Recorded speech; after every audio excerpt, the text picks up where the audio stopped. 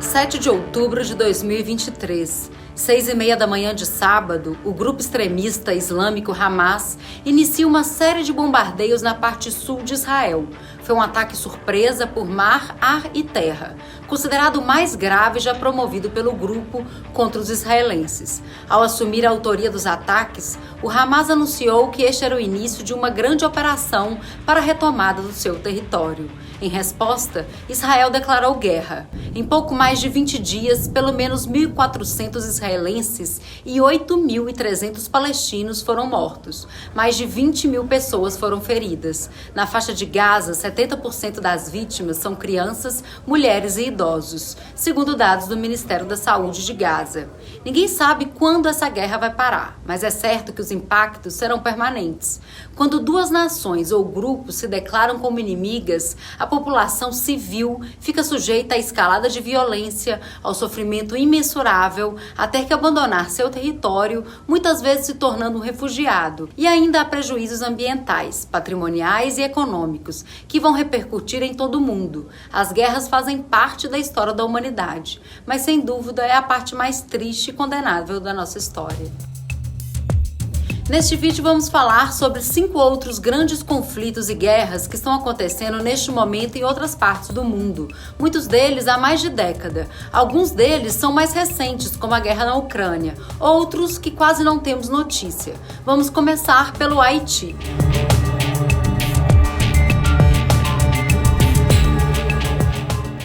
O povo haitiano está em profunda crise humanitária há muitos anos. O país não está em guerra, mas vive uma situação tão grave atualmente que a ONU comparou-a de países em guerra. Desde o ano passado, os conflitos dos centros urbanos estão fora do controle e o país lida com a impossibilidade de garantir serviços básicos, o que agrava a crise humanitária que já existia.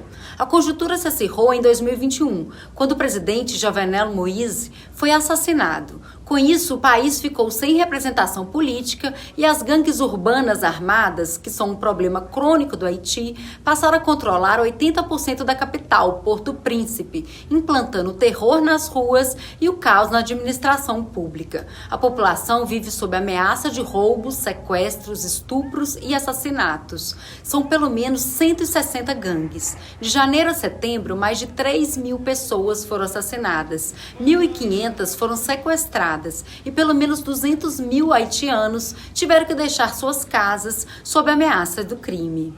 Como em toda guerra ou conflito, há quem lucre. No caso do Haiti, o lucro das gangues vem principalmente do tráfico de armas. São mais de 270.000 armas de fogo ilegais nas mãos da população, sendo que parte significativa desse abastecimento vem de grupos com base nos Estados Unidos.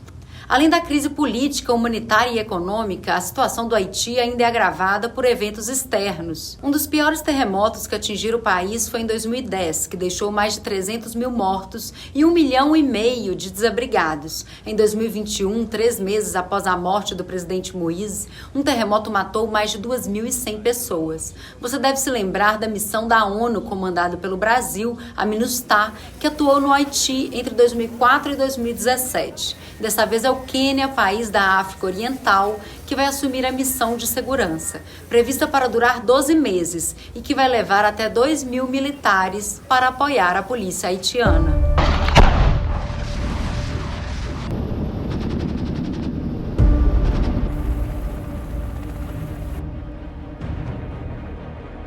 Logo que a Rússia invadiu a Ucrânia, o que aconteceu nas primeiras horas de 24 de fevereiro de 2022, havia uma certa expectativa de que o conflito não durasse tanto, já que a vitória da Rússia, fortemente armada e comandada por Vladimir Putin, parecia inevitável, após avançar rapidamente a partir do norte, leste e sul sobre as principais cidades ucranianas. No segundo semestre de 2022, o cenário começou a mudar. Forças ucranianas, sob o comando de Volodymyr Zelensky, contra-atacaram e começaram a recuperar parte do território perdido.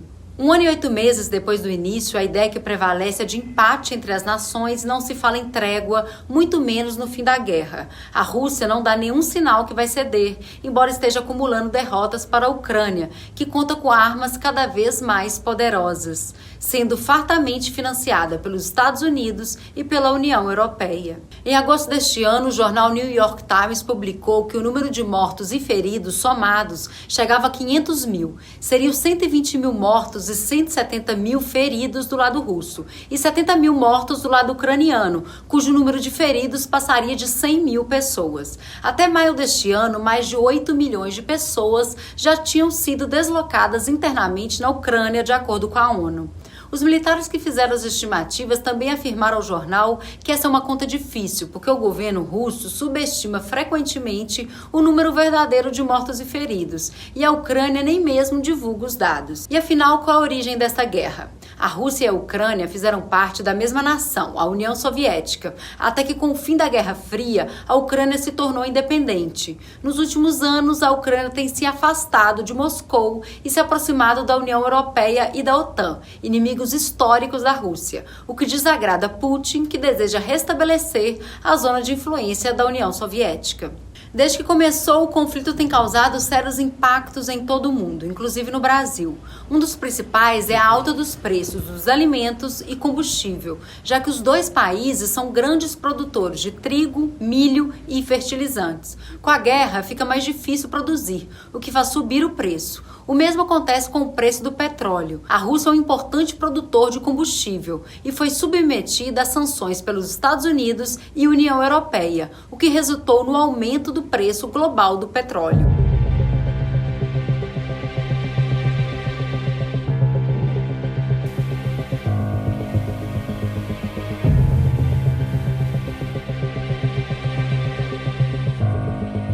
Em setembro do ano passado, a ONU alertou que a guerra e a fome poderiam destruir o Sudão, país de 45 milhões de habitantes, que faz fronteira com 7 países africanos e tem acesso ao Rio Nilo e ao Mar Vermelho. Isso porque, desde 15 de abril deste ano, data que começou a guerra entre o exército liderado pelo general Abdel Fattah al-Burhan e os paramilitares das forças de apoio rápido do general Mohamed Hamdan Dagalo, mais de 5 mil pessoas morreram, sendo a maioria civis, e 4 milhões e 800 mil pessoas se encontram como deslocados e refugiados.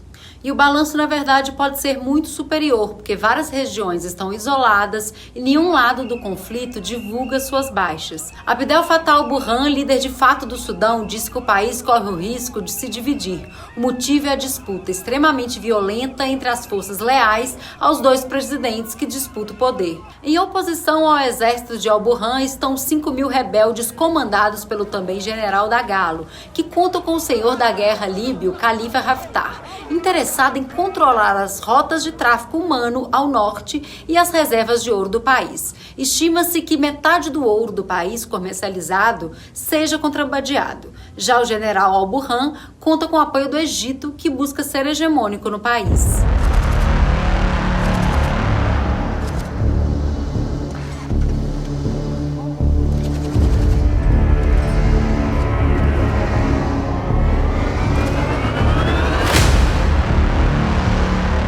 Quase não se fala sobre a guerra do Iêmen, mas o país do Oriente Médio convive há 8 anos com conflito armado e enfrenta sérios problemas econômicos e de infraestrutura, que levaram todos os serviços essenciais ao limite. Para a ONU, essa é a crise humanitária mais grave do mundo. De acordo com a Cruz Vermelha, 70% da população depende de ajuda humanitária para sobreviver e mais de 80% vive abaixo da linha da pobreza. Não há expectativa de que o cenário mude, pelo contrário, a situação do país deve piorar. A guerra do Iêmen começou com um golpe de Estado em setembro de 2014. Os rebeldes Houthis tomaram a capital do país, Sanaa, expulsaram o governo e assumiram o controle.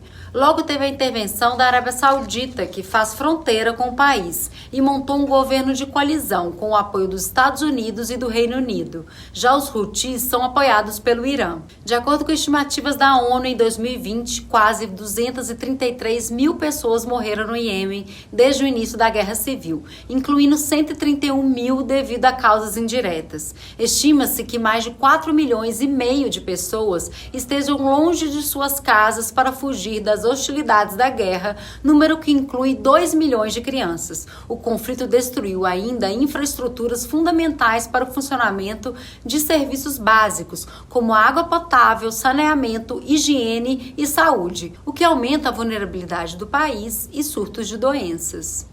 O conflito do Iêmen está agora em um momento de menos violência desde uma trégua mediada pela ONU no ano passado, que durou 6 meses. Não é mais uma guerra total, mas também não é paz. No entanto, combates esporádicos e troca de tiros continuam em algumas províncias.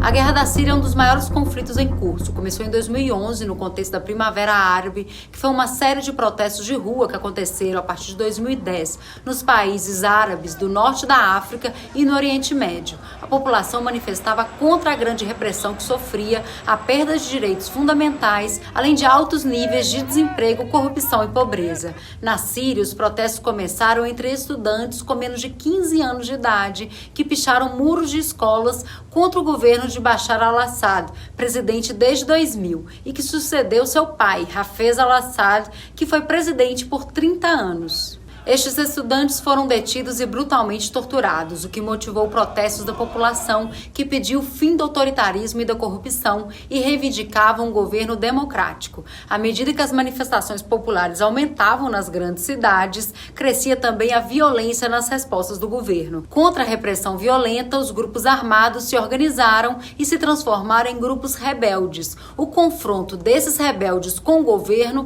resultou numa guerra civil. A guerra tem basicamente 2 lados: a do Exército Livre da Síria, formado por civis, militares desertores e rebeldes, e o do governo de Bashar al-Assad. Em 2014, o Estado Islâmico também entrou na disputa por poder. Potências estrangeiras começaram a tomar partido, enviando dinheiro, armamento e combatentes. Os principais apoiadores do governo são a Rússia e o Irã, enquanto os Estados Unidos, a Turquia e a Arábia Saudita apoiam os rebeldes. A minoria curda também está envolvida no conflito, sendo alvo do governo sírio e, por vezes, do governo turco. Como é de se esperar das guerras, a população é quem mais sofre nestes 12 anos de embates. Pelo menos 600 mil pessoas morreram ou estão desaparecidas, de acordo com o Observatório Sírio para os Direitos Humanos. 2 milhões de pessoas foram feridas, milhares ficaram com deficiência física permanente. Estima-se que 13 milhões de sírios deixaram suas casas, destes 6 milhões saíram do país. Grande parte do patrimônio cultural da Síria também foi destruído. Todos os 6 locais considerados pela Unesco como Patrimônio da Humanidade sofreram danos significativos. Bairros inteiros foram arrasados em todo o país. Chegamos ao fim do vídeo e se você quer se informar mais com os principais acontecimentos da política internacional, com informações atualizadas e análises precisas, acompanhe o podcast Vasto Mundo, disponível em vídeo e áudio no nosso canal do YouTube e nas plataformas de podcasts.